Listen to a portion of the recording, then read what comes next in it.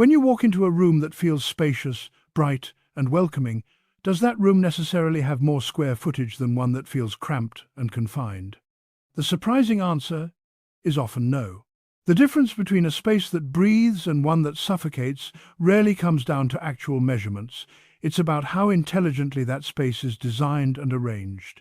If you've recently downsized or are considering moving to a smaller home, you might be worried about feeling squeezed or sacrificing the comfort you enjoyed in a larger space. But here's what I want you to understand. With the right strategies, a smaller home can actually feel more open, more peaceful, and more luxurious than a poorly designed larger one. Today, we're going to explore 10 practical design principles that can transform how your downsized space looks and feels without expensive renovations or professional help. Downsizing is increasingly common among people over 60, and for good reasons. Smaller homes mean less maintenance, lower utility costs, reduced property taxes, and freedom from the burden of caring for space you don't really use. But the emotional adjustment can be challenging. You're leaving behind rooms filled with memories, letting go of possessions you've accumulated over decades, and adapting to a fundamentally different way of living. The physical space might be smaller, but your need for comfort, beauty, and functionality remains just as important. The key to successful downsizing lies in understanding that good design isn't about how much space you have, it's about how wisely you use it. Every choice you make about furniture, color, lighting, and arrangement either opens up your space or closes it down. These aren't just aesthetic decisions, they directly affect how you feel in your home, how easily you can move around, and how well the space serves your daily needs. Let's start with perhaps the most important principle for small space living: choosing multifunctional furniture that works hard for you. In a larger home, you could afford to have furniture that served just one purpose: a bed for sleeping, a sofa for sitting, a coffee table for drinks. In a smaller space, every piece needs to justify its footprint by doing multiple jobs. This isn't about compromise, it's about being intentional and smart with your choices. Consider beds with built-in storage drawers underneath. That wasted space beneath your mattress becomes valuable real estate for linens, out-of-season clothing, or items you need but don't use daily. Ottoman coffee tables that lift up to reveal storage inside can hold blankets, magazines, or remote controls, while also serving as extra seating when guests visit.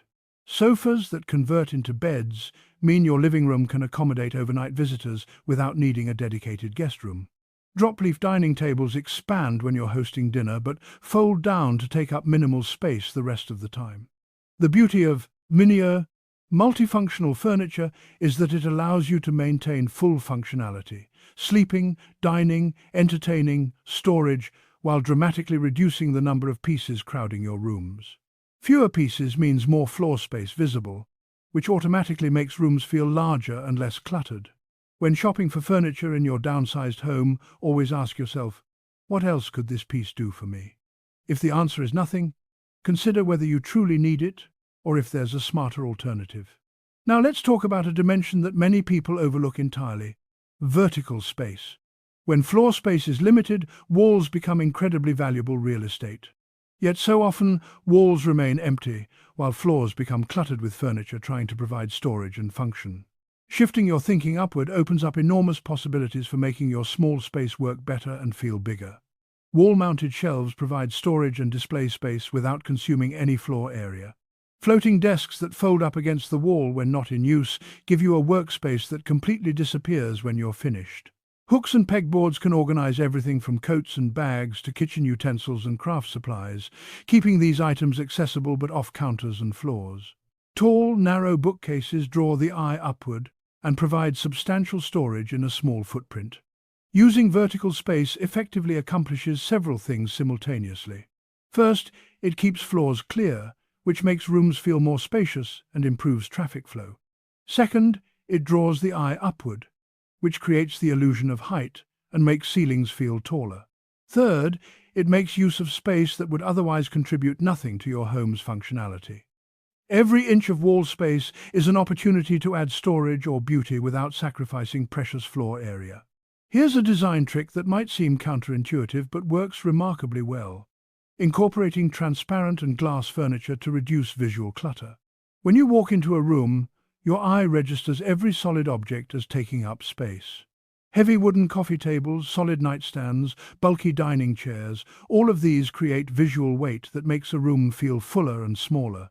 But furniture made from glass, acrylic or lucite allows your sightlines to pass through uninterrupted, creating the illusion that less space is occupied even when the functional square footage used is the same. A glass coffee table provides just as much surface area as a wooden one, but because you can see through it to the floor and furniture behind, the room feels more open. Acrylic chairs around a dining table serve their purpose completely while remaining visually lightweight. Transparent side tables and shelving units offer function without the visual bulk of solid alternatives. This doesn't mean your entire home should look like a museum or feel cold and sterile. You can balance transparent pieces with warm textiles, soft lighting, and natural materials to create a space that feels both open and inviting. Now let's address something that seems simple but makes a tremendous difference: allowing breathing room around your furniture. When people move into smaller spaces, there's often an instinct to push all furniture against the walls to maximize the center floor area. Or conversely, to fill every available space with furniture because they're trying to fit in everything from their previous, larger home. Both approaches create problems. Furniture crammed tightly together or shoved against every wall makes a space feel cluttered and confined. Your eye has nowhere to rest, and your body has limited paths to move through the room. Instead, allow some space between furniture pieces and between furniture and walls. Even just a few inches of breathing room makes an enormous difference in how open a room feels. This space allows air and light to circulate visually, creating a sense of flow and freedom. Sometimes this means accepting that you simply can't fit all the furniture you had before. That oversized sectional sofa might need to be replaced with a smaller love seat and a chair. That massive dining table that seated 12 might become a more modest table for 4 or 6. This isn't loss, it's adaptation. You're choosing pieces that fit your current space and lifestyle rather than forcing your space to accommodate furniture that no longer serves you well. Here's a simple trick that can dramatically change how tall your rooms appear: hanging curtains higher than the window frame and letting them extend to the floor.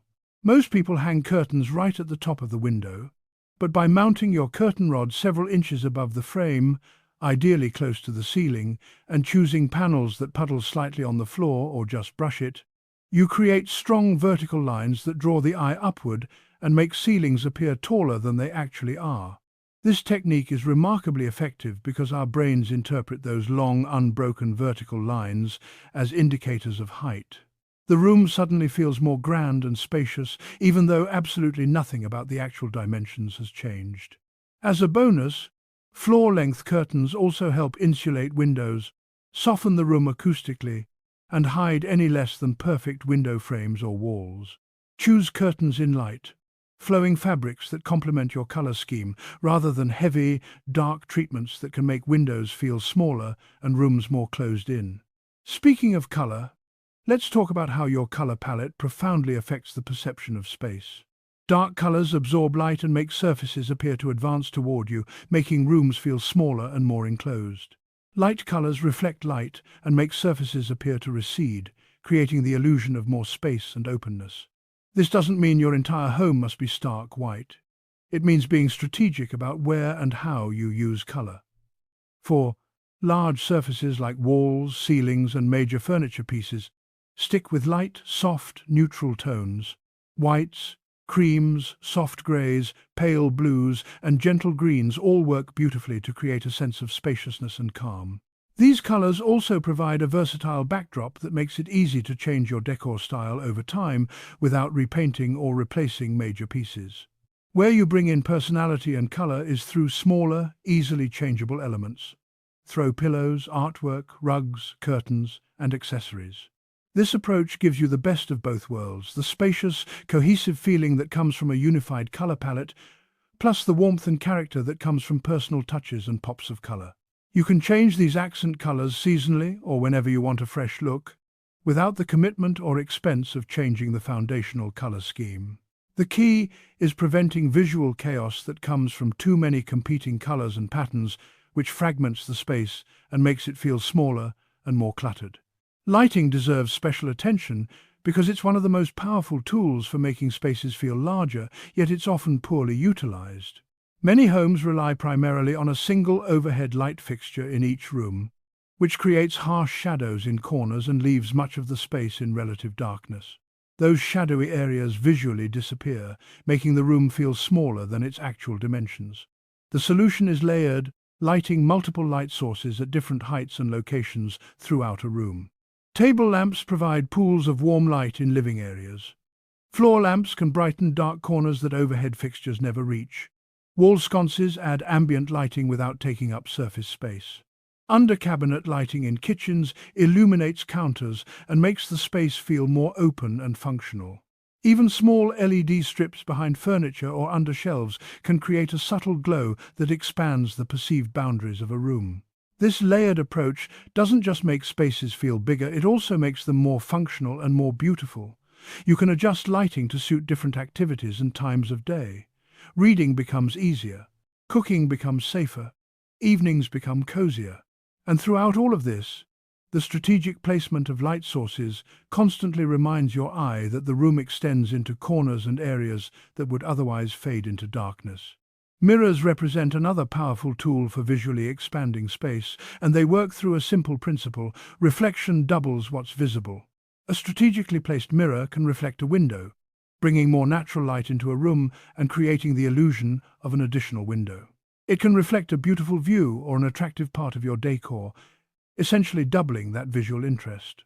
It can be positioned to reflect a hallway or adjacent room, making boundaries feel less defined and space feel more continuous.